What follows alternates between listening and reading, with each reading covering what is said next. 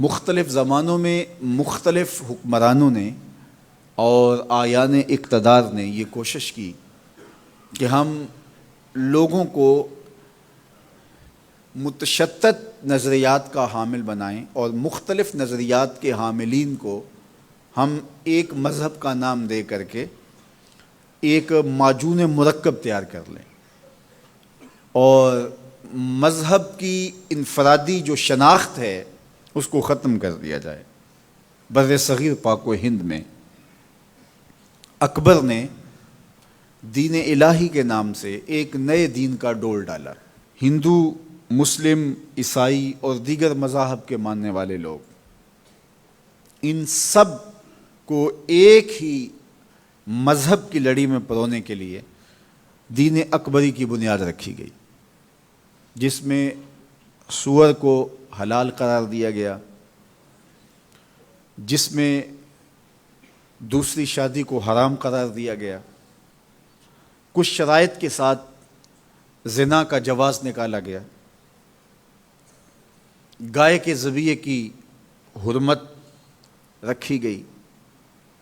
اور بہت ساری چیزیں انہوں نے شراب کی حلت کو رواج دیا اور اس کی مخالفت کرنے والے کے لیے سخت سزائیں مقرر کی۔ اور اس کا یہ خیال تھا کہ میں بادشاہ وقت ہوں، اور اس وقت اس کا طوطی بولتا تھا اور بہت بڑی شہنشاہی اور راجدھانی کا وہ مالک تھا، تو کسی کو اس کے احکام سے سرے منہ انحراف کی جرأت نہیں تھی۔ اور پھر علماء سو کا ایک گروہ اس کے ساتھ تھا، اور اس نے اس وقت اپنی پوری راجدھانی کے اندر اپنے اس دین الہی کو نافذ کر دیا اور اپنے مقابل آنے والوں کو کاٹ دیا، اور کوئی نہیں کہتا تھا کہ جو ہے وہ اکبر کے اس الہادی فتنے کا مقابلہ کیا جا سکتا ہے۔ تو اللہ تعالیٰ جل شانہ نے ایک شخص کو کھڑا کر دیا جس کو مجدد الف ثانی کہا جاتا ہے، اور وہ پوری قوت کے ساتھ الہاد اکبری کے خلاف کھڑا ہوا اور پوری جرأت کے ساتھ اس نے نعرہ مستانہ بلند کیا، بادشاہ بے دین است اعتبار نہ دارد ملت ما جداگانہ است۔ بادشاہ بے دین ہے، اس کا کوئی اعتبار نہیں، محمد عربی کے دین کی اپنی الگ شناخت ہے۔ پوری قوت کے ساتھ کھڑے ہوئے، مقابلہ کرتے رہے۔ شیخ کو گوالیار کے قلعے کے اندر بند کر دیتا ہے، لیکن شیخ وہاں ہی تبلیغ دین کا کام شروع کر دیتے ہیں۔ ہمیں سجدے سے غرض ہے، جو یہاں نہیں تو وہاں صحیح۔ اور پھر کیا ہوا کہ وہ جہانگیر جو اپنے باپ کے اس مشن کو لے کے آگے چلنے کے لیے پورے عزم کے ساتھ کمر بستہ تھا،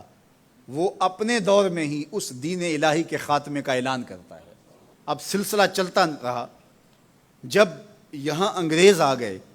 اور انہوں نے ان پر تسلط جما لیا، تو اس وقت انگریز کو یہاں سے نکالنے کے لیے، ان کے انخلا کے لیے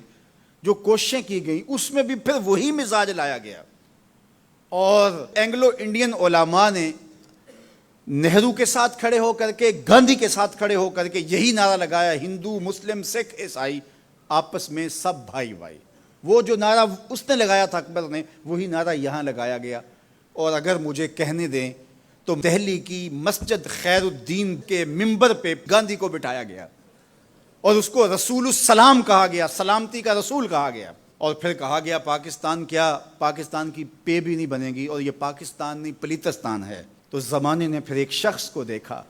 جس نے المحجت المؤتمنہ اس زمانے میں لکھی، دوام العیش لکھی، 1912 کے اندر الگ اسلامی بینک کا تصور دیا، جس نے تحریک ہجرت کی اس لیے مخالفت کی کہ ملک یہ ہندوؤں کے سپرد کر دینا اور مسلمان یہاں سے نکل کے کمزور ہوتے چلے جائیں، اس لیے اس کی مخالفت کی۔ تحریک ترک موالات کی اس لیے مخالفت کی کہ یہ موالات ہندوؤں کے ساتھ جو ہے وہ مل کر کیے جا رہے ہیں، جو کہ مشرکین ہیں، اور مشرکین کے ساتھ ملنا ہمارا اسلام جو ہے وہ اس کی اجازت نہیں دیتا۔ زمانہ اس شخص کا نام ڈھونڈے تو اس کا نام امام احمد رضا خان فاضل بریلوی۔ تو یہ وہ شخصیتیں تھیں جنہوں نے ملت کی پاسبانی کی،